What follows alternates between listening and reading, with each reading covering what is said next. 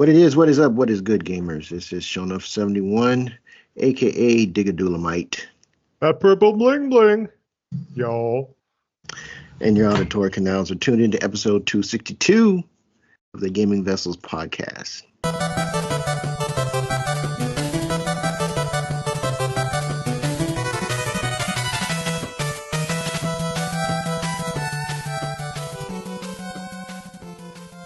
And as usual, I am not in the digital studio alone. Along with me, I got my partners in crime. First on deck, we got Dez, aka the Bay Area Terror, aka the High Res Hater. That's me. aka the Cat Daddy, aka that Gamer Stepdaddy. What's going on, man? Hey, not much. Just happy to be here. I know we've been on vacation. We've been MIA for a bit. I went on. I went someplace. You went to Comic-Con, didn't you? Yeah. No. Yeah, I went to New York City Comic-Con. That's right. Yes. Not New York City. It's just New York Comic-Con, sir. Yeah, not city. You're right. They get pissed. Yeah, I went to New York Comic-Con. I forgot about that because this past weekend I went to Las Vegas for a gaming convention, Magic the Gathering. So the last 2 weekends I've been traveling. As you can see, I've been. My friend said I was burning the candle at all three ends. So. Wow, what's yeah. that third end? I don't know. Exactly. I don't know if we're talking about the third end, but I guess I was, just out here living my best life, as the kids say. Do they still say that? I don't know. But in any case, it was great, but I'm tired. Like, I'm tired, bro. I'm tired. So, but happy to be back. I actually got some gaming in. Can't talk about it. So yeah, that's me. Glad you guys could be here. All right.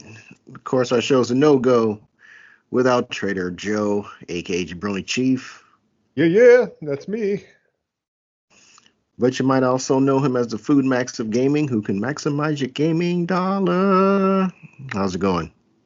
Not bad, man. Just like Dez, I haven't been super busy like him, but I did go out of town this past weekend. I went to go watch some college football because I'm all about them college football games. My friend Nick wound up. He's a USC Trojans season ticket holder, and so he happened to have a seat for me at the Trojans game. They were playing Rutgers of all teams on there, so I got to see my first college football game from a major program. I don't know if you consider Fresno State a major program, but obviously this place was a little bit different. So I got to go to LA for the first time since 2015.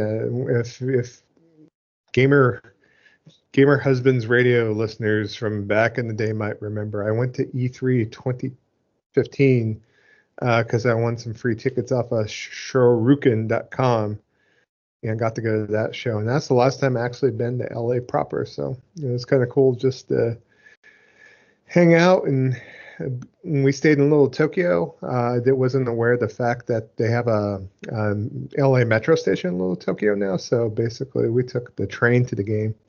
We also got to kind of hang out there and check out a few things. So, went to a book off. Not like in Japan, mind you, but it was still something. So, so they had a bunch of. They did have some kind of what would be considered kind of trash, like in the junk section, in book off or hard off if need be.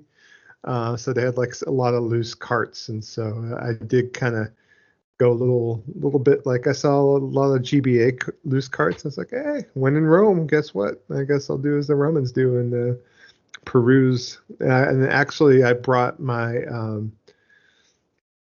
I was going to call it Retroid Pocket. It's not Retroid Pocket. It's Analog Pocket. There you go, Analog Pocket. So I actually had a means to play Game Boy games on the trip. I wanted to bring something a little light and more portable if need be. So I wound up buying some GBA games and Game Boy games, and it's like, okay, this is kind of cool. So the football game was good though. USC won, so yay USC. So Yay! yeah. I'm good. I like watching football in person. I think it's good. I'm not Well, one to. I think indie games in person is actually pretty good. You know. Yeah, for sure. I'll definitely go again. I might actually go back and peruse little Tokyo again in LA because I think I had a good time out there. So Mhm. I might want to go and check out a couple of the book offs and they have some Godzilla Film Festival coming up. I was like, so we'll see. Okay. But yeah, that's what I've been up to for the most part. So All right. how about you, Kev? What Okay. you up to, man? Uh, well, let's see. I had my car conked out on me today. That's not good. So that was fun. So I had to come in late to work. So I had to work with that. And then the other car had a bad fob in the a battery fob. So I had to go take care of that. Nice thing about the Toyota dealership I went to is that they just replaced the battery in the fob for free, which I thought was pretty cool. Yeah. Um, you know, that battery probably didn't cost them next to nothing to do A anyway. nickel or So something. yeah, but I mean it. The Lexus dealership would have charged me $30 to do it. The Yeah. Toyota did it for free, but um, yeah, for me, it's just been kind of working. My mom's been a little under the weather, so I've had to look in after her for a little bit. But yeah, other than that, it's just been all things usual. I had an out of town trip. I had to go to a wedding this past weekend.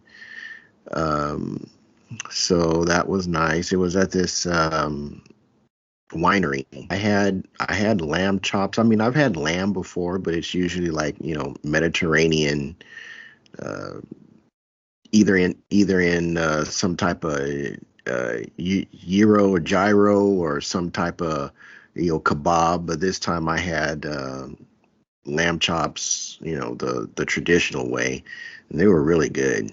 It's really good. So I'm gonna have to add some lamb to my meat diet at some point. I don't know what the price, how expensive it is, but it's pretty good. It's pretty good stuff.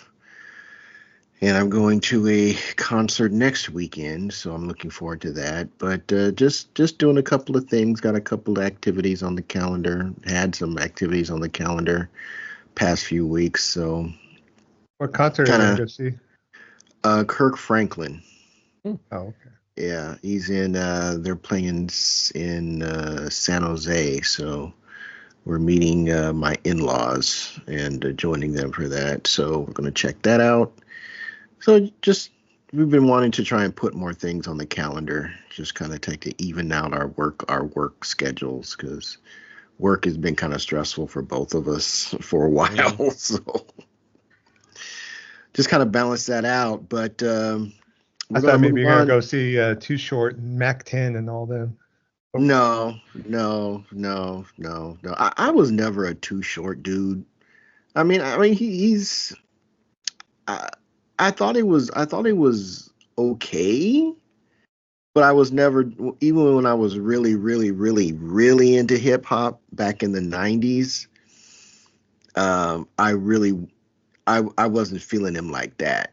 I mean, Yeah. I thought he had a couple of good songs, but no, I wouldn't be going to spending money to go see him in concert. Um, but yeah, so we're going to move on to what is always our first topic on the docket, and that's going to be the playlist.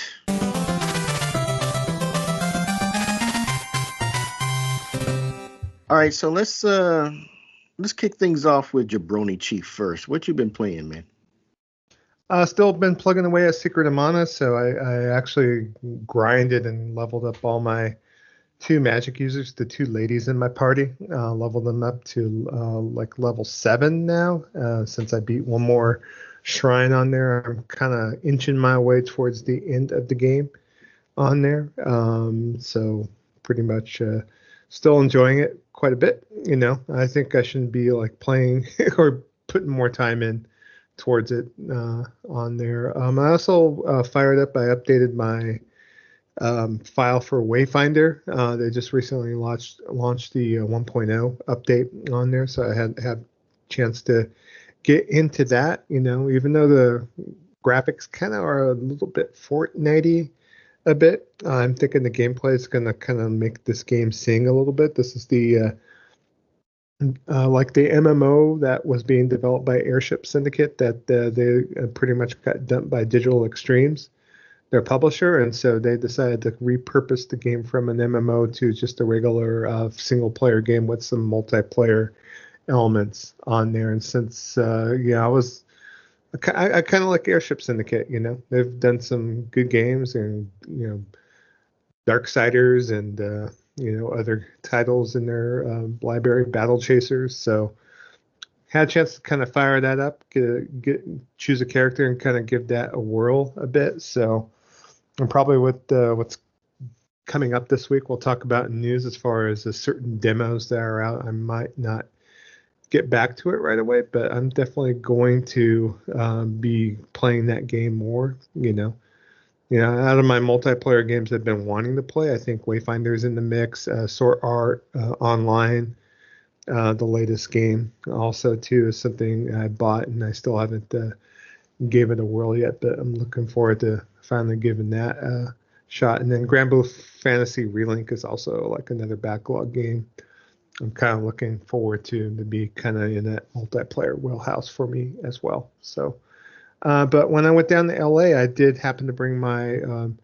analog pocket with me, and so it's like I bought this thing. I've been meaning to kind of play some GBA games and Game Boy games. I haven't modded it yet or anything, but buying kind of the games I did over this past weekend. I mean, I was playing stuff like Kicks, if you remember that old school arcade game from Taito on there, kind of puzzler, where you draw some boxes. Yeah, just it's an old game.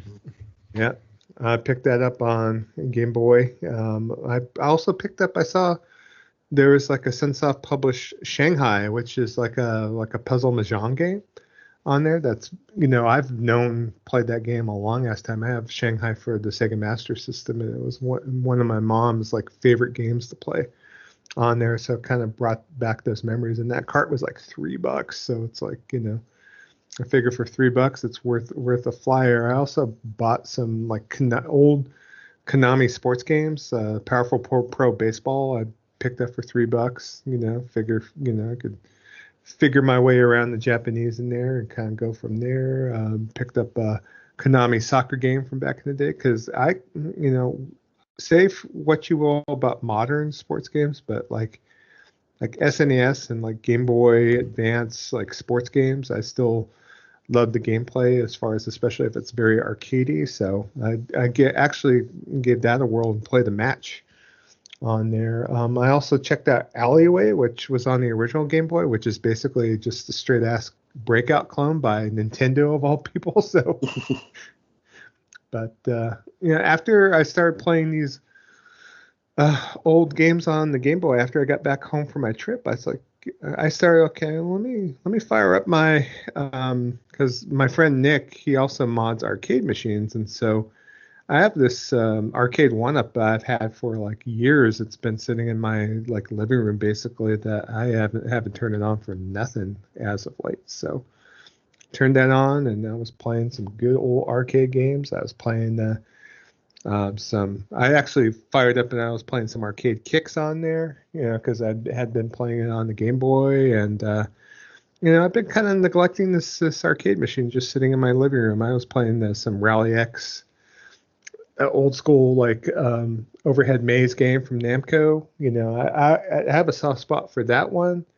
And then I started like firing up and playing some stuff. I was playing some Kadash, which if you don't remember, that is a game from Taito. That it's kind of plays like Rostan, if you remember Rostan. It's like, but it's a 4-player like action RPG that I remember playing at festival back in the day, and they had like multiple cabinets linked when they had the cabinets. So it's like, I actually might try to see if maybe I could find a arcade archives for Kadash and be able to play it sitting down, and relaxing in front of my TV on there, So I'm just kind of bringing up those retro vibes a bit, Mm-hmm. Even today, after I got home from work, I fired up the cabinet. I was playing some Samurai Showdown 4 for like about maybe half an hour or so. So that's pretty Cool. much. I've been kind of, you know, getting back into the mix, and you know, I might be dabbling more in some retro and checking out my deep cuts in my backlog and see what's from there. I'm looking also too to see if I could get my Analog Pocket modded so I could have another way to play other games on the go, you know, because, you know, I think the form factor of that system is well to do and the screen's really good. So if I could play like SNES games or even PS1 games on it, I think I'd be up for, you know, having at least another quicker way to play games. I can anticipate maybe even bringing it to work and just playing a quick game of whatever, you know, 10, 15 minutes kind of thing. So that's pretty much what I've been up to. I'm just kind of eagerly awaiting, you know, PS5 Pro is coming in less than 10 days, I think. So, you know, good times. I think it'll be a week as of this upcoming Thursday. So debating whether I'm going to take the game day off of work or not, or what now. So we'll see. I mean, it's just another PlayStation. So it's like not, you know. It's not just a PlayStation, Joe. It's the PlayStation. The professional. Oh boy. All right, that's all I've been up to as far as game wise. Dez, what you been playing? What you been doing? Well, the only game that I've been playing really is Wayfinder. Played it, got back into it, and Joe's right. I mean, it is they have taken all of the paid transactions out of it. All of the cash shop is gone. Everything is unlocked via playing the game. And I think that was one of the cool things that they were able to do was completely just shift over to a game from a like paid model or service model to an actual game.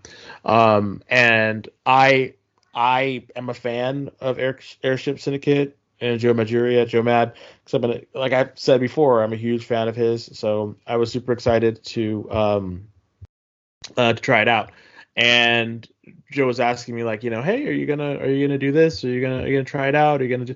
And I was like, yeah, let me see what's going on. Let me see what's happening. And so I did. And you start over kind of like you were before. And does it play like I don't think it looks like Fortnite. You know, I think Fortnite looks like it. Only because Airship Syndicate or Joe Mad, that style was a style that he kind of brought to the forefront. So I believe, you know, in my heart of hearts, that it was him who kind of made all that stuff sing. So so that's kind of where I am with that. But I do believe that it is just a fantastic game, and you really should try it. I don't know if it's still free. I don't think it is. Joe, you might be able to say if it is or not. I don't think it is. No, it's not free. Yeah, I think you have to pay some certain amount of money for it. So Nothing in this life for free, son. Nope. Let me check here. I believe that the Wayfinder is probably, I think, $24.99 to $25. yeah, you know, I get if it was like $14.99 or $19.99, you know, yeah. But I know it will go on sale, so that's just one of those things that I just know will happen. So definitely just, you know, maybe just wait for a little bit to see before you decide if you're gonna pick it up. I personally like it, but that's just mostly because I'm a fan of the art style, and I like the way it plays. Like it's an action RPG. There's like six or eight characters that you unlock by progressing. And they're like skins, you know. So except they have different powers, different power sets that they use, and it's fun. Well, I didn't get to play with Joe yet, but I know we are gonna play at some point. So I'm excited for, you know. Yeah, and Like then there's also crossplay between that and the Steam version as well. So Oh, I didn't know that. So that makes it Yeah, even yeah, easier for people to recommend it because you're able to play with it on Steam with your friends. So yeah. A yeah, lot of the it's actually recent pretty cool. reviews on Steam are very positive. So I think, especially since this game's kind of struggling a bit to find a audience, I'd say if you're interested, maybe give them a little bit of a shot. 25 bucks is not too bad of an asking price if need be, but obviously I'm not spending, I'm not funding you or anything like that. So Yeah, just depends on how you want to yeah, work it. But it also plays well on the Steam Deck too. So, if you happen to have a Steam Deck or whatnot, that that's might be good. something to kind of go for as well. So, no, I'm not working for their, community team or anything like that You're not or working for the doing man. PR. No. You're not working for a living. Joe's over here working for a living. Copyright strike, working for a living. I'm sure they're gonna gonna have Huey Lewis like after my ass. So Yeah, Was that Huey Lewis in the news? you're all getting sued. I didn't even yeah, know that was Huey Lewis in the news. I thought it was someone else. I didn't no, know that. yes, it's Huey Lewis, sir. Cat, what you been Well, up to? What you been playing? So I've been playing a few things. First up, Sonic Shadow Generations. Really good game. Really good game. It's a now I believe this is a like a remix Yeah, of Sonic Generations and Shadow. I forget the name of the Shadow game that's been remade in this. But I never since I didn't play the first one or the original release rather of Generations, getting a hold of this was pretty cool. Enjoying kind of because again I didn't have a Genesis and I didn't have the first Sonic game that really I owned was the release one for the Dreamcast. So my Sonic my Sonic knowledge is very limited. I've talked about Frontiers a lot because I think it's a great game, but Sonic Shadow for Generation is really cool. Traditional 2D, kind of like pseudo 3D levels. It's just really good. You know what you're getting when you play a Sonic game. A lot of going fast and collecting rings, and for whatever reason that really vibes with me. So really enjoying Generations. did you ever see the Sonic movies, Kev? I have not. Yeah, I know the first two are on Netflix. I think the first one's getting ready to leave at the end of the month, but no, I have not. I've never watched the movies. I probably should. I kind of want to. I heard the first one was kind of like very like ugh, but after that they kind of realized like what they were doing, and so now it's not as bad. So now I'm kind of like wanting, especially with Shadow coming out. I'm like, oh, okay, maybe I should try this out. So Mm-hmm. I was just wondering if you had seen it. Mm-mm. I've seen the first movie myself, but I have not seen the Oh, sequel. So oh, maybe we should do a watch party. All of us watch it together, make fun of it. But I don't know. It could be definitely a fun. better like movie than like the original Mystery Street Fighter Science movie. Theater. Yeah. No, I don't want to see the original Street Fighter. All your listeners out there, if you wanna like get on Discord and watch a video game movie adaptation with us, let us know which one you want to watch, and maybe we'll watch it with you. It's Maybe on we'll watch it. Paramount Plus, right? I don't know. Probably. Maybe I don't know. Yeah, it's Paramount Movies. So Yeah, yeah. let us know. Yeah. But Helldivers 2, all as always, that game, the buffs and the buffs just keep coming. They just re-upped the blast radius of the recoilless rifle, which is what you need to take out installations, or what I use to take out installations. There's more than one way to take everything out in this game, but I'm blowing up the giant four-legged walkers with the on the fighting the automatons. Those things used to just make my life miserable.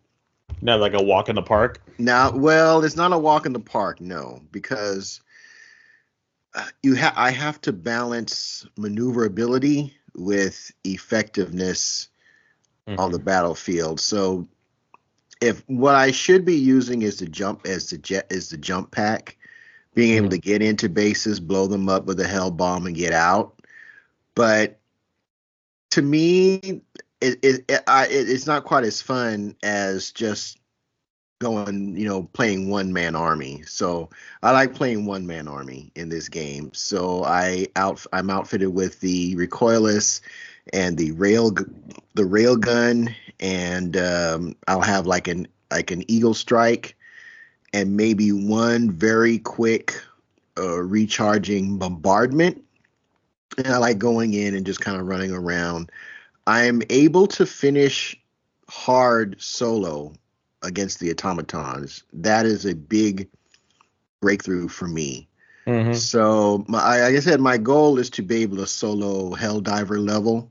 They got a level beyond Helldiver level, which I can't remember what they call it. I'm not.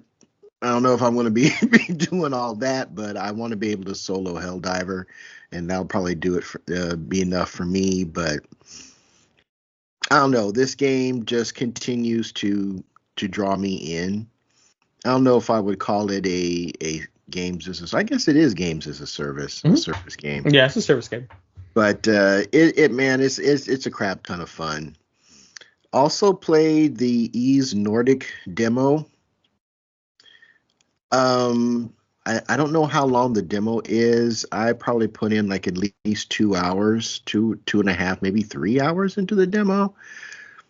I like it, but I can't help but compare it to Grand Blue Relink.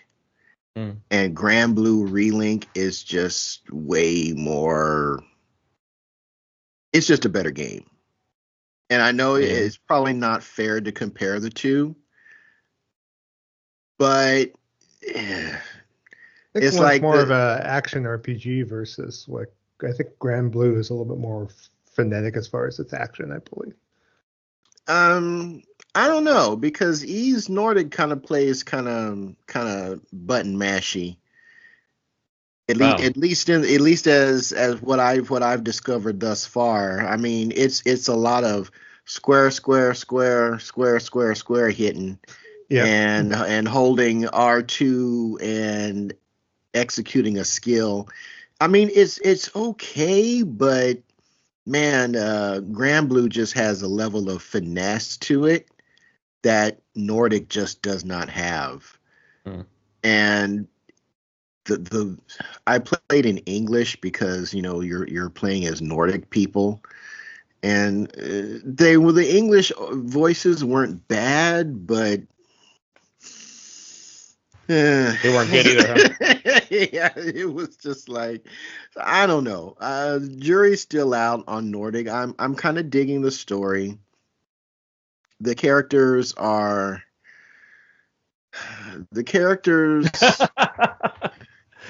know that. Okay. That's funny. It's almost like they, and I think this is a remake, so it's probably not fair. It's not a remake. It's a new game. It's a new game. Okay. Yeah.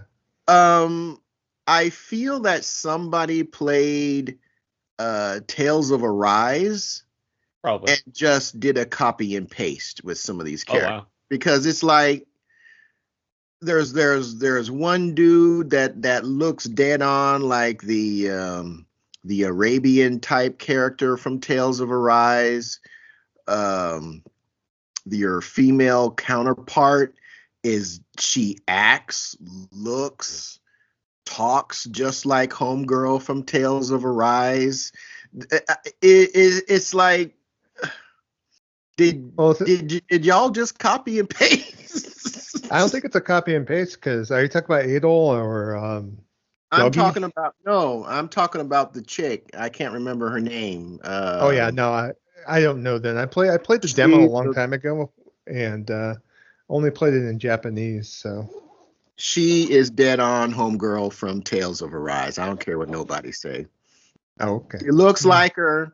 She looks. The only difference is that she doesn't wear a dress or like that gown that homegirl wears from Tales. But she's also in a combat dress. It's just not as frilly, and she uses an axe instead of a rifle. That's really the only difference. And I think she's a little bit shorter, but she looks like her, talks like her.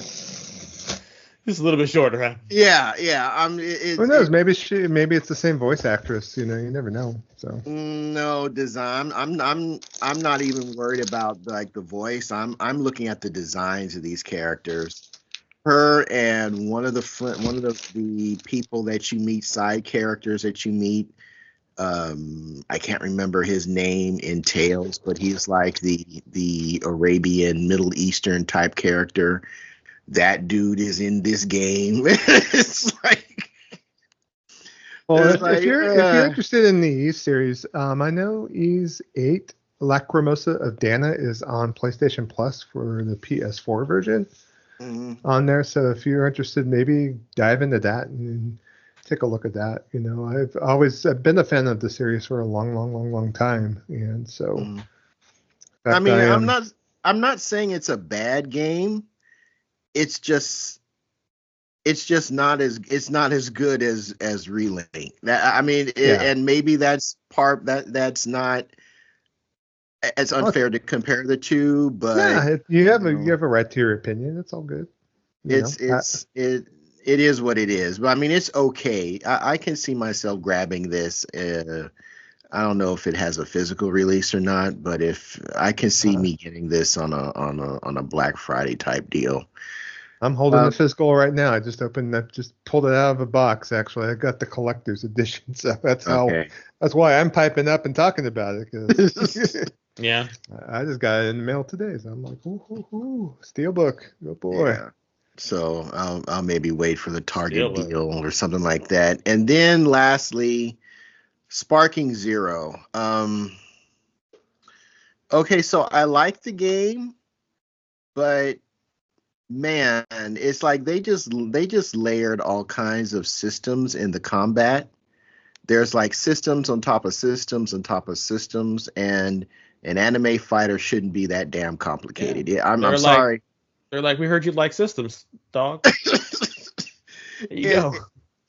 You got the Dragon Rush and the Super Dragon Rush, and if you do a Super Dragon Rush counter against a Dragon Rush, you still get hit.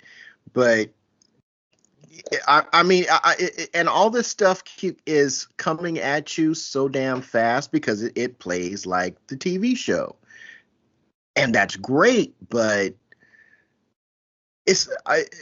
I don't see it. I mean, it's not like I was ever going to play this game online. This is not an online type fighting game that I would ever play because it's too frenetic. You can't tell what's coming at you until you actually get hit. So it's all about just spamming the block button and spamming the vanish button. As far as that's how I play the game. But just playing the story, it makes you, and I respect this in one way, but I kind of don't respect it in another way.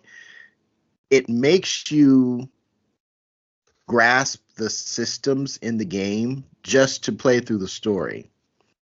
And I dumbed it down once, and then it just became, the AI is just stupid. They'll just basically stand there and let you beat them up. I'm just playing on normal, and people are talking about Vegeta in his ape form. I can't get past base Vegeta. He's whooping my ass right now. So it's that same thing. He'll do a Dragon Rush, and I'll do a super counter, and well, that doesn't work. Then he'll do a Super Dragon Rush, and I do the regular counter. That doesn't work. And then you can do a Dragon Rush, Super Dragon Rush, dash cancel. That changes everything. So it's like, well, I don't know how to block that. I mean, there's a really in-depth tutorial And dude, I literally spent like 2.5 hours, maybe three, in the tutorial just going through all this stuff. And in the back of my mind, I'm just thinking, this at the end of the day, this is still just an anime arena fighter. It shouldn't be this damn complicated. It should be like Ultimate Ninja Storm, the first two. And I get it. They change things, like you've got high low mix ups, and you can block high and foot sweep somebody. How that works when you're flying, it doesn't really make sense to me, because it's like, well, you're up in the air. So how are you foot sweeping somebody when they're, whatever. I like it, but it's I think this game would be like dating a supermodel with like really, really bad breath. Oh damn. It's like she looks good and it plays good, but when you get up close and start working with these systems, it's just like you're trying to make me not like you, and I I really want to like this game. It's almost like Kakarot, except where Kakarot mechanically I think it played better than Sparking Zero, but where Kakarot failed, and at least for me, was you had to play Kakarot the way they wanted to play. They wanted you to play the game, and I hate that in an action game. This, they give you so many tools to work with that it all just comes at you way too fast. And granted, I'm an old ass man trying to play this game, so that probably has something to do with it. But I don't know. I'll keep working with it, but my level of excitement after getting the game has just kind of, eh, Waned, huh? it's waned a little bit, and it kills me to say this, because I am a Dragon Ball stan, and I really, really was expecting like the return of Tenkaichi, and I guess to a certain extent it is, but they just threw so damn many systems in this game that it kind of saps the fun out of it. Even if you just have no interest in online battling, you just want to go through the story modes, which is what I want to do. So I don't know. I'll keep working with it, but that's going to do it for me and my playlist this episode. So that is going to move us to our next topic on the docket, and that's going to be our vessel line.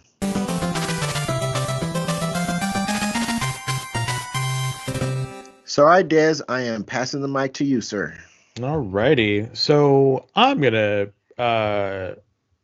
read it, but then Joe's gonna take over, because this is one that Joe really brought in a little bit. So feel free to hop in, Joe, whenever you want. But the question was, with Microsoft's announcement of Xbox Cloud Gaming, do you foresee yourself buying and playing games strictly in the cloud? So I'm going to read what Will D said, and then Joe, you can feel free to read what John BT said. So Will D said, I've been streaming games locally, PC and PlayStation. I've also used GeForce Now when it was in beta, PlayStation Now, and Xbox Cloud Gaming. The niche for local and cloud streaming is dependent on ease of use and the particular game.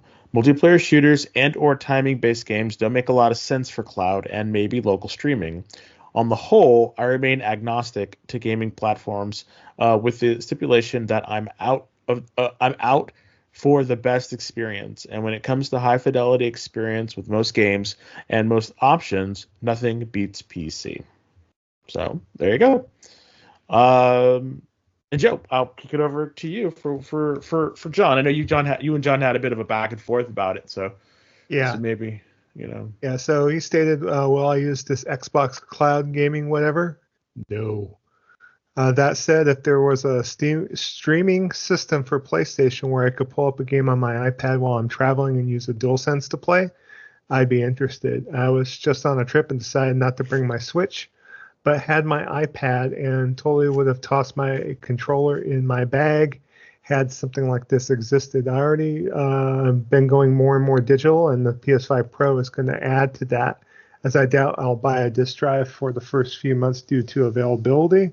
But I don't mind being limited to my digital library for this sort of thing. I likely only use it for travel, though, so not a regular thing. So, yeah. I was going back and forth with John a little bit because I was mentioning the fact that there is some different programs out there that people have been using on there. And so it's like there is a particular program that people have been using with PlayStation specifically. And basically what it does is that it allows you to stream better, like just like if you're using a PlayStation Portal on there. But the problem with that, for John at least, is I know his PlayStation is enclosed in a stifling entertainment center. So because of his layout and what he has going on, he doesn't want to play remotely because of that reason. And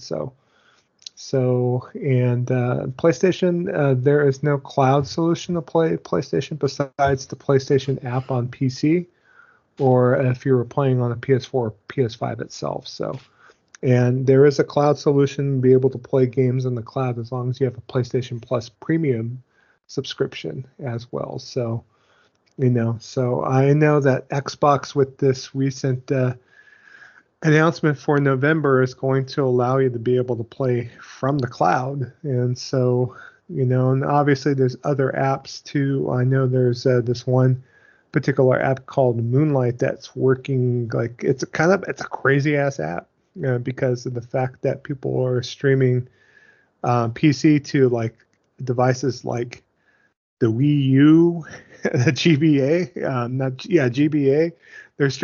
They're able to stream to the 3DS, which is kind of crazy when you think about it. So you could literally use any screen with Moonlight and be able to play any particular game that you want. So, of course, some guy just managed to download Moonlight for Wii U and was like showing, hey, I'm playing this new Sonic X Shadow Generations on my Wii U, and people are all going crazy, like, how in the hell are you playing this on the Wii U, son? It's like, talking about the Moonlight and whatnot, but pretty much, it's kind of a thing to where I think if there was a convenience for me and if I wanted to access my catalog in the cloud, especially with me just taking off on this trip this past weekend, I might do it, especially if it's something that's like it's a turn-based RPG and I could like keep my progress if need be. But it's kind of odd for me because I already have a Steam Deck, I could play on the go, and I have no problem, if I want to like, download an app for my Steam Deck to kind of treat it like a PlayStation Portal and be able to do it that way too, and be able to access my system on that. I know I tried remote play way back when with the Vita. I remember trying it. I remember because, back in the day, I used to be a big Destiny fiend, Back in the day? Back in the day, yeah. Remember Destiny 2? It might have even broken up my marriage. Who knows? But I doubt it. But I did try to attempt to play Destiny 2 through the cloud, and obviously playing a networked game remotely from my PlayStation on my Vita didn't work out too well. So, and I did try the Stadia trial. I had Stadia. I even had a Stadia controller, and and we talked about last episode. But if internet in the United States gets any better, because obviously the infrastructure for internet right now is just kind of lacking if need be. But even playing cloud, I definitely noticed playing Assassin's Creed Valhalla in the cloud that I felt like it was an okay experience.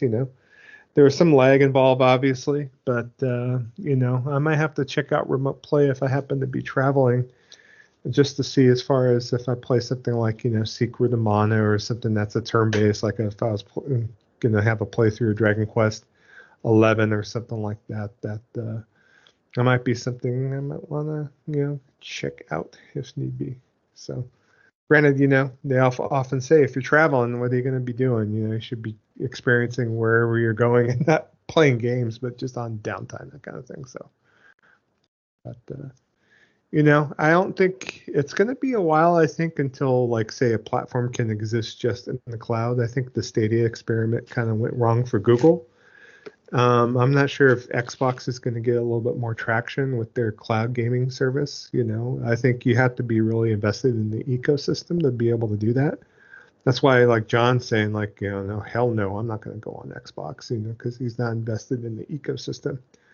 Now, if we brought in like someone like, I know that Alfred, GH Radio and Gamer Husband's co-host, our co-host Kev, if you really think about it, I know he does a lot of cloud gaming in the house because of the fact that he does a lot of streaming because of the fact that his family are on his TV and he uses it a lot to be able to play, in the living room while his family is watching TV and be able to do that. And, cloud kind of gets in the mix on this thing. So there's a use case for some people out there. So, we'll have to see, how this comes along. I bet you anything that, PlayStation and Nintendo might have a little bit more cloud-based gaming in the mix in the future. You never know what the future holds with our hobby, but I'm more apt to want to keep physical as much as possible, but we'll have to take it from there. Mm-hmm. You guys have any opinions on the whole cloud gaming that we didn't talk about last episode? No, we talked about it a little bit, but I don't have anything about it because I'm not going to do it. It's not my bag, baby. So I'm probably not going to do it. At least not for a while until the infrastructure gets better. I do believe that we just do not have the infrastructure for it right now. So how about just regular game streaming? Like, you think you might? I think I know with you, Des, if you wanted to play a game, you just go play on your TV. You got no restrictions or anything like that. No. I don't know if you'd want to play like a game sitting in the living room while Paul's watching TV or something. So, well, I do that on my Switch. So, yeah. So there you go. But no, I don't. I just don't think this is for me, and that's fine. So, but yeah. Anything else to add, Kev, as far as our little discussion? No, no, not really. It's not for me either. I'm just not. I ain't paying these data overages. I'm just not, because that's what's going to happen for people that are streaming these games. So you're going to have to upgrade to the highest package on your ISP until things change. So just not worth it. Not to me. I'd have to agree.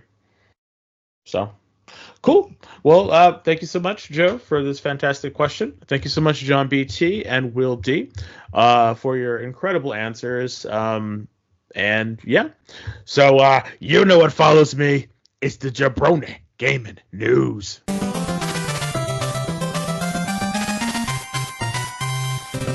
All right, thank you, Des. You're welcome, sir.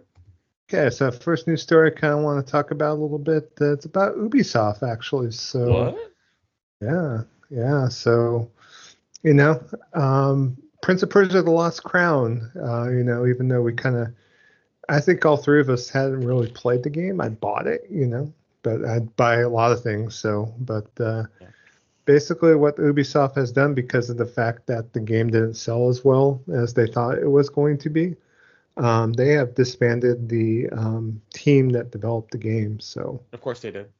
Yeah. So basically, they have confirmed that Ubisoft Montpellier has been assigned to other projects that will benefit from their expertise. From what was stated in as far as the original post about it, saying that there was a lot of kudos for this game, and basically is a point that they reviewed quite well. They proposed the development team. They wanted to stick together and kind of play at it, and they wanted to do a sequel. They were asking for a sequel to be greenlit, and they basically said, okay, no, sequel's not going to be in the cards because you're going to kind of cannibalize the sales of the first game if you try to bring out a sequel too soon. So they basically had some of their ideas merged into plans for the game's DLC instead on there. So they got that DLC, and basically it's right at the end of its post-launch roadmap, with their 3 content updates and 1 DLC that just recently released in September. On here, they're now focusing on making the game available to more players. It's recently launched on Steam, and it's coming out for Macintosh of all things this winter on here. But they developed the game and they reviewed well, but obviously they didn't do enough to make this game available in other places. So it's kind of funny that there is someone from Larian Studios, the developer of Baldur's Gate 3. Larian executive came and commented on X, of all things, said that Ubisoft's management is to blame for Prince of Persia: The Lost Crown selling below expectations. So Michael Deuce suggested that the game's relative failure wasn't down to the development team's work, but to Ubisoft management. Dow said that Ubisoft should have released the game on Steam day one rather than 7 months later. Instead, the PC version launched on Epic Game Store and the Ubisoft Store, which Dow says would have been underused by players at the time, because who in the hell downloads anything from the Ubisoft Store? So no one.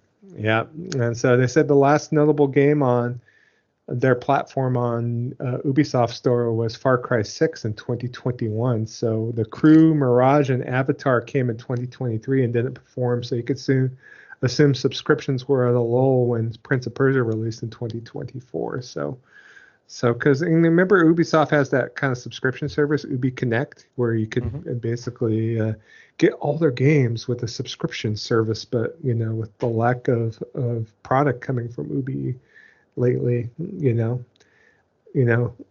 Douse basically said that if it had released on Steam, not only would have been a market success, but there would likely be a sequel, because that the team are so strong as far as what they did on that game. They said that given the critical success of the game, which ended up with a Metacritic score of 85 to 87, depending on the format, would have led to better sales had Ubisoft released it on Steam at launch. And he wrote that it's such a broken strategy. The hardest thing is to make an 85 plus Metacritic game. It's much, much easier just to release one. It shouldn't be done as it was. So they shouldn't have taken that epic money hat and released it on there, because they basically just made that game fall flat on its face. So, kind of sad to see. But if I walk into Walmart, I walked into Walmart a couple of weeks ago and I saw this game already down to $19.99. I let Desmond know because I'm the pusher. I'm the dealer. He's a pusher, folks. So, what's your overall opinion, Kev? What do you think about this whole thing, that the companies are not utilizing these games properly and getting them out to all the audiences that should have availability to be able to play these games? So. Well, I think there's a lot to be said about it. This particular Prince of Persia really didn't appeal to me. I want the edgelord version of the Prince. This guy, with the ballpark Frank hairdo, the Killmonger. I'm tired of seeing the Killmonger on every brother that's in the game. But whatever. But if you're going to release if you're a third party organization, and this goes back to the Game Pass effect, right? You're inherently devaluing your game when you attach it to a subscription service, because everybody is just going to kick back and wait. And then when you don't release a game that's scheduled for a PC release on the biggest PC gaming market marketplace in the world, which is Steam, you're just shooting yourself in the foot. It doesn't make any sense. If I'm releasing a game that's also going to be on PC, whether it releases on console day and date isn't the issue. If it's coming to PC, it's got to you got to go through Steam. All roads go through Steam in PC land, whether people like it or not. And Epic is trying to compete with them, but taking these deals, I think that deal bit them in the butt. Yeah, I think they're learning too, because Obi is releasing Assassin's Creed Shadows day and date on Steam once it comes out in February. So, well, they have to, because they have to put that game in as many screens as possible day one, because that game has so much against it, and a lot of that is unfair. But they have no choice but to put that game everywhere day and date. yeah, they can't take a deal. They can't take an exclusivity deal or hold it for their own store or service. No.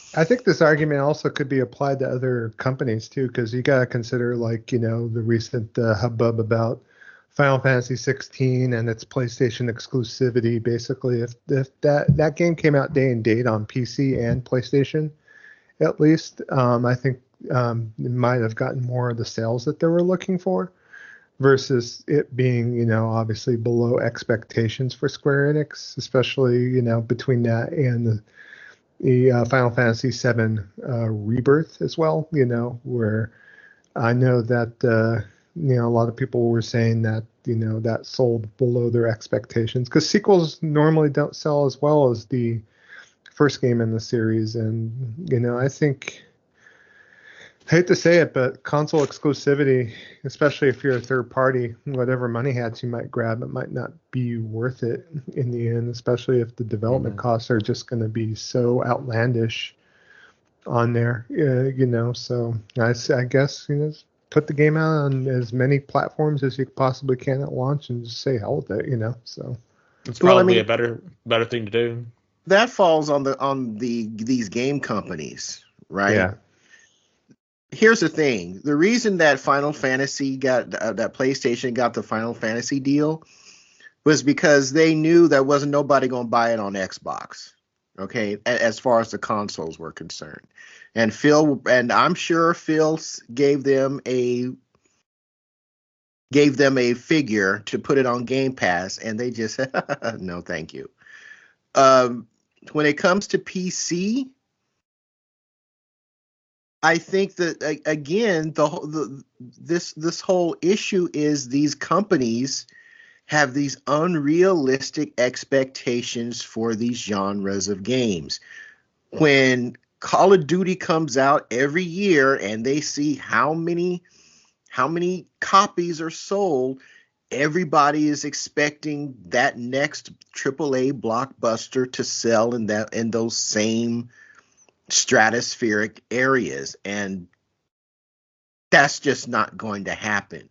So as a publisher, I would think, again, I don't work in this industry, but just using just a little common sense, if I am going to take an exclusivity deal, I am going to look at my budget and adjust my development costs so that I can take advantage of this money hatting that I'm getting. That platform holder is going to be able to say, hey, we've got an exclusive, and my projections will be closer in line to what I want to see in a profit margin. If my budget is $400 million or $300 million, and I'm going to take an exclusivity deal, unless there's a whole bunch of zeros on that check, it's not going to make any sense. So, I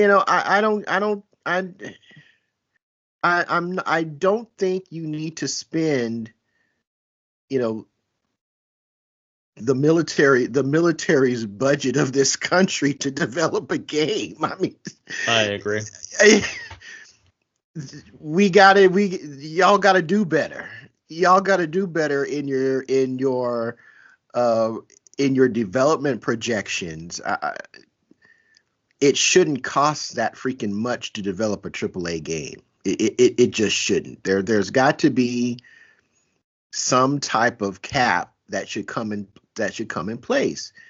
And these companies just have to do a much better job of managing these things. They just do. You can't let folks just you can't let little Lord Fauntleroy just run up the credit card in development costs.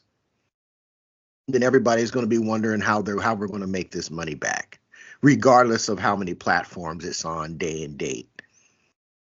It all comes back to management. Trim the fat if need be. You don't need a 100-hour game if the time that you're spending in that 100-hour game gets repetitive. So not everything needs to be War and Peace. Thank you. So. All right, Des, any comments before we move on to the next story? No, topic? I think you guys are right. All right, good deal. All right, next thing we want to talk about in the news, Xbox had a Xbox partner preview is what they called it. So they basically wound up getting together and just like a State of Play or Nintendo Direct, they did have some partners talk about their upcoming games. So a lot of these are multi-platform games, so let's talk about a little bit. Alan Wake 2 Lake House DLC got announced on there, and they showcased as far as what that game is looking like. So it's coming out on October 22nd, so it's actually already out. And so they also unveiled a new game called Chronos: The New Dawn, which is coming out from the Silent Hill 2 remake developer Bloober Team, and lo and behold, this looks like this game's a little bit different than the usual Bloober Team type of title on here. So there is basically some first-person shooter exploration going on. Kind of gave off a little bit of BioShock vibes a little bit on there. So that is coming out for both PC, Xbox Series X and S, and PlayStation as well. So also shown at the show, there was this interesting game called Mouse PI for Hire. It's basically if you took like Cuphead and made it a first-person shooter. So imagine playing a first-person shooter, but it looks like basically a 1930s Disney cartoon. So, yeah, it is That looked really good. Kind of looking at that. Also, there's this kind of multiplayer for first-person shooter called Blind Fire that had like all sorts of craziness. I guess it was something to where what they showed about that game that it's a lot of neon, and the neon kind of affected the gameplay a little bit too. And I like kind of the look of that game. It kind of had an interesting art style on there. Obviously, it's just a online multiplayer first-person shooter, but you basically play. It's almost like it's in the dark, but a lot of neon in the arena. So it's just I like the look of it. At least I'll have to see how it plays. But it's basically it's an arena shooter. So it's going to be only available on Xbox Series and PC for $8.99 with the PlayStation 5 version coming out later on in 2024. So it will be out for multiple platforms on there. Also talked about a little bit was Subnautica 2. So they had a teaser trailer for that. And I know, Des, you played the original Subnautica a little bit, right? Yep, I did. So is that pretty good? Something that you're looking forward to, maybe possibly? It's a fun game. Don't get me wrong, but it never really captured me in it. So no, not really. Got it. I believe out of the games that were shown that this is going to be exclusive for Xbox and PC. So it might be something that unless you fire up your potato, might not be able to play. So leave my potato alone. I know. Also shown, which is kind of interesting, this game called Eden's Zero, which is based off the manga series. And yet again, the artist of Fairy Tail is making his name known in more games on here. So a lot of people didn't know at the announcement of this game as far as exactly who was publishing this game or where it was coming out on, because it didn't really release the name of the developer on here. This is actually coming from Konami, which is kind of crazy, but yeah, they're developing Eden Zero action RPG. It's coming out for PlayStation 5, Xbox Series, consoles, and PC via Steam. It's coming out 2025 on here, but this kind of takes the Hiro Mashima's manga and basically puts it into an action RPG. So color me interested on here. You know, you said action RPG, and that's right in my wheelhouse. You know, actually after playing Mana lately, I'm just wanting to like get more action RPGs in my veins. So, and I have read this manga actually a little bit, so I'm kind of curious to see if is there an anime? I think there's an anime for this as well. I think so. I'm not really sure, actually. There might be.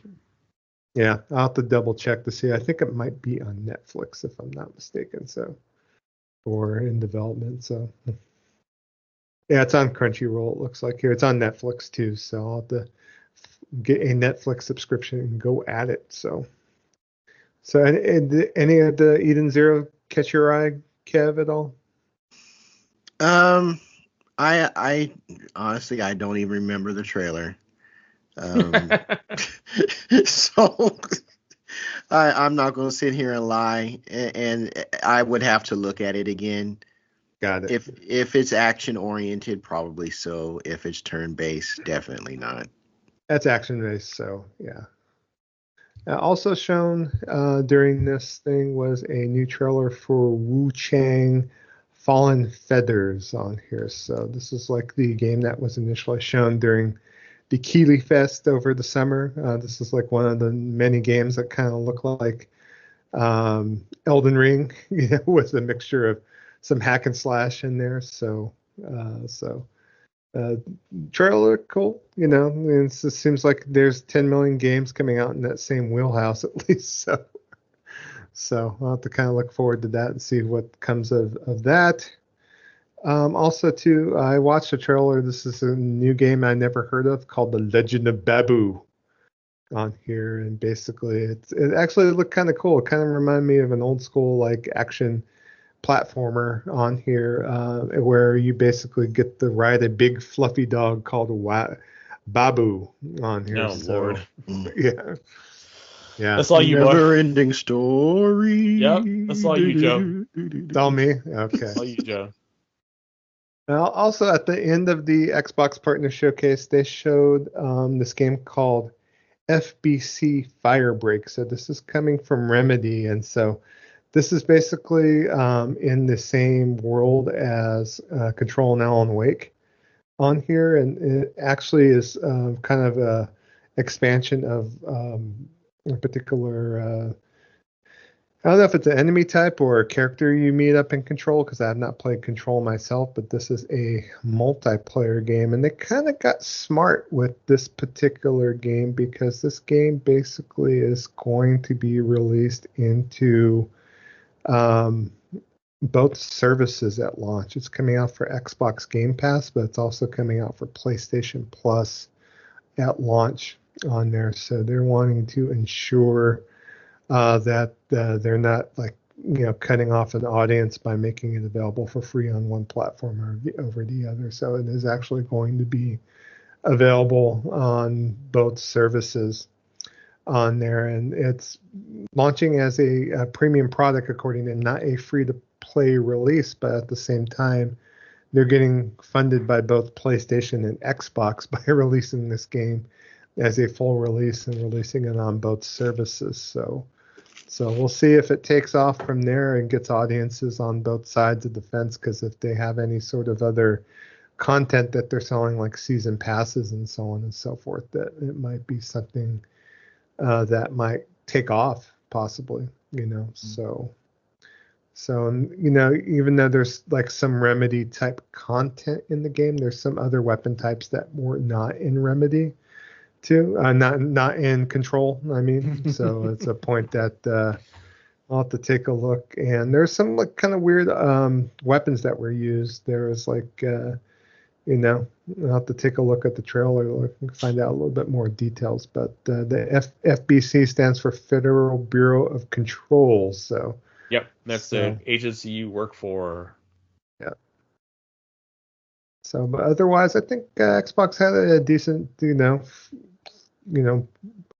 showcase if need be. I know, especially since it's Xbox. I know a lot of us would probably tune it out, but we want to give credit where credit's due. As far as that's concerned, they also announced a updated release date for Like a Dragon Pirate Yakuza. Kind of pushed their release date up a week to get out of the way of Monster Hunter Wilds. So smart. So yeah, because I think originally they announced their date as February 28th, and that's the same day Monster Hunter Wilds is coming out. So they said, we are pushing our release date up a week. So because development is going well, haha. So right, you ain't gonna catch us slipping, no sirree. No. All right, so that was the Xbox Partner Showcase. Also got some announcements and release dates. First thing I want to talk about, we kind of referenced this earlier in our playlist, but a particular beta is coming out. In fact, it's available as we speak. Monster Hunter Wilds open beta launches starting today with early access for PlayStation Plus members.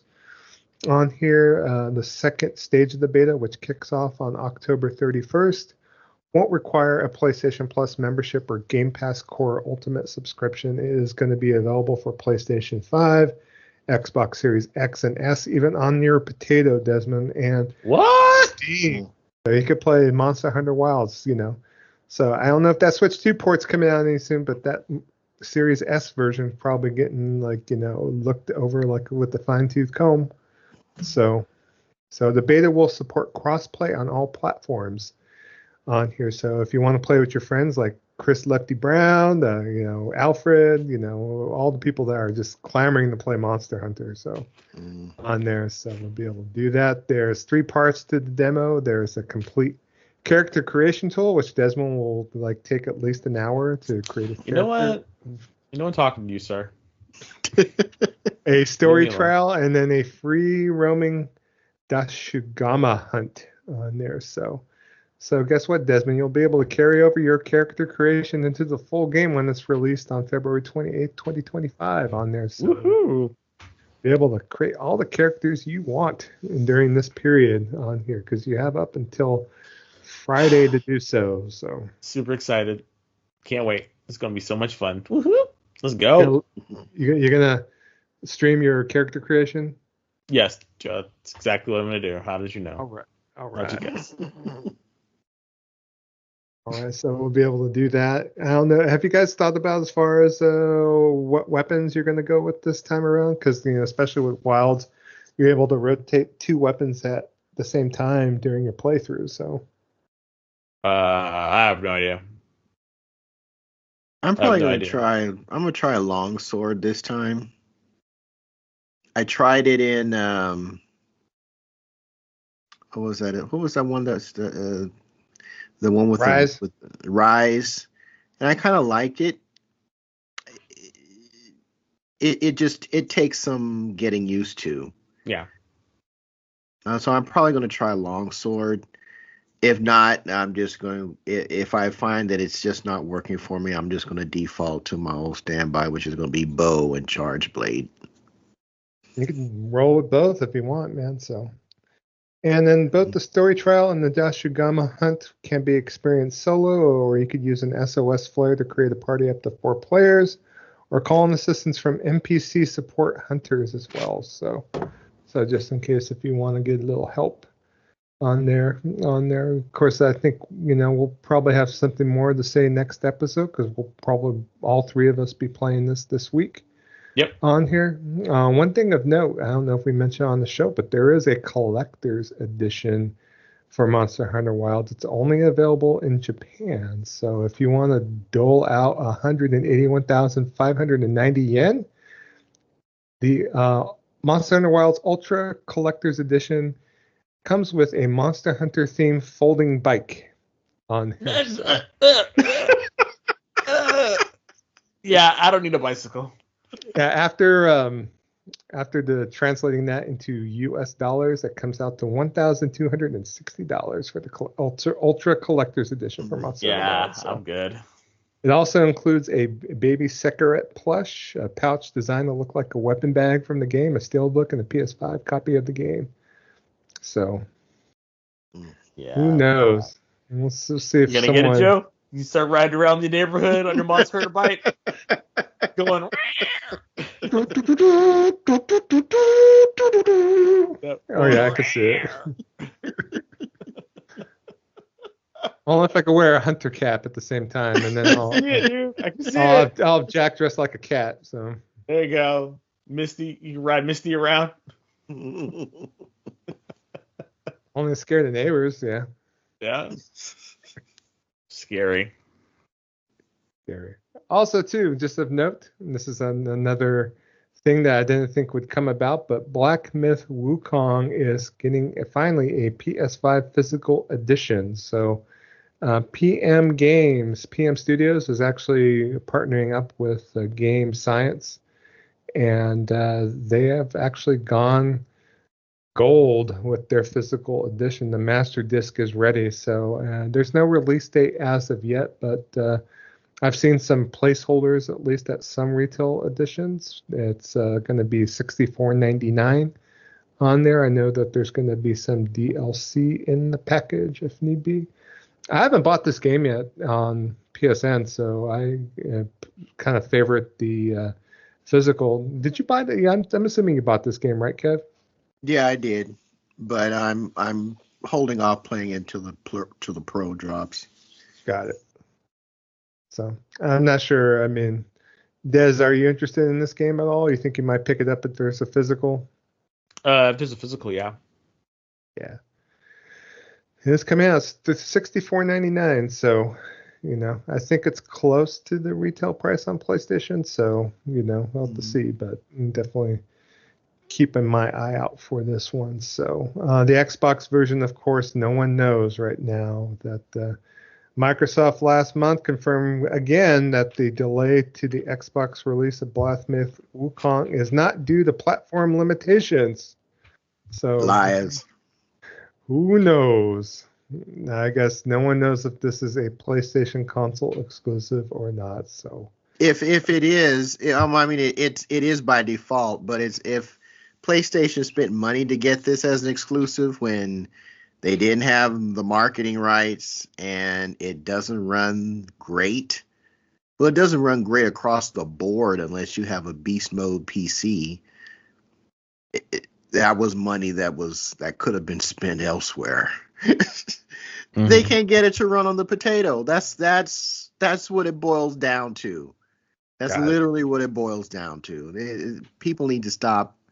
These companies, Microsoft is not going to come out and say, well, our Series S was a bonehead move for us to do. They're never going to say that. So, of course, they're going to say that it's not due to platform limitations.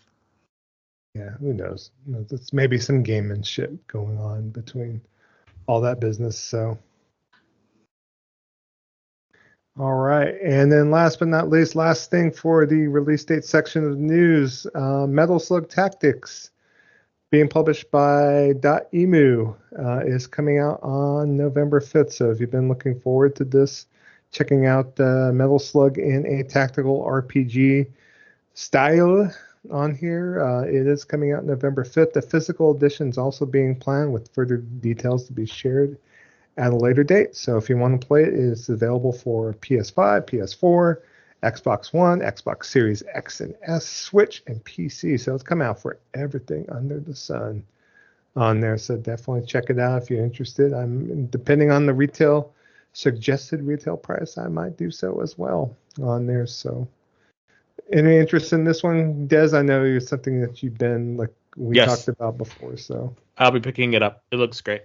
I know it's Kev's not, because it's most likely because it's a tactics game, but I will definitely be buying it. It looks great. So what platform are you going to pick it up for? Are you going to do Switch or? No, probably PS5. Yeah, I want to play PS5 on this one, and if they do a really cool collector's edition for the Switch, then I'll probably pick that up. I'll definitely double dip on it. I'm a fan of Metal Slug. So yeah. Yeah, me too. And unfortunately, I looked right now on Steam. There is no suggested retail price as of yet, so I won't be able to tell you. But I'm assuming, I think a fair price would be like what, $19.99, $24.99. I think at the most. I think would be Are you out of your mind? cheap. So definitely check that out. But that'll end the Jabroni Gaming News for this episode, gentlemen. All right, cool. So game night takes place every Thursday, 10 p.m. Eastern, 7 p.m. Pacific. That is the day and time that we set aside to play games with our growing Discord community. So basically what you would do is you just hop on over to our Discord and say, hey, I'd like to play such and such a game. Anybody want to join me for game night? And we will be more than happy to do so. If we don't have the game, picking it up is not going to be a problem. But you might be asking, gee, well, how do I join the Discord? And that's easy too. You just head over to the app formerly known as Twitter, currently known as X. X. And you head on over to Gaming Vessels at GAMINGVESSELS. You click the link in the bio and you're in. So we're not going to ask that you buy any merch. And we're not going to ask you to subscribe to a Patreon tier list. All we ask is that you just be a good person, likes talking about gaming in a non-hostile manner, a non-hostile environment, which is very difficult to come by these days. So if any of that sounds good to you, I would like to invite you to join us on our Discord aboard the good ship Gaming Vessels. Special shout out to our Vessel Line contributors this week. Thank you, John BT and Will D, for adding just that little bit more of discussion to our normal episode. We appreciate you guys, and we thank you for contributing to our Discord discussions as well as our show. So special shout out to you gentlemen. So that is going to bring episode 262 to a close. So I want to thank everyone for hanging out, cooling out, chilling out, without a doubt, with us this episode.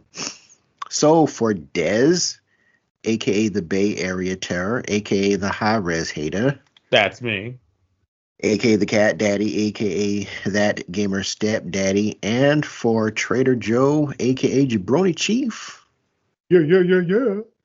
Crazy Jabroni. But you might also know him as the Food Max of Gaming, who can maximize your gaming dollar.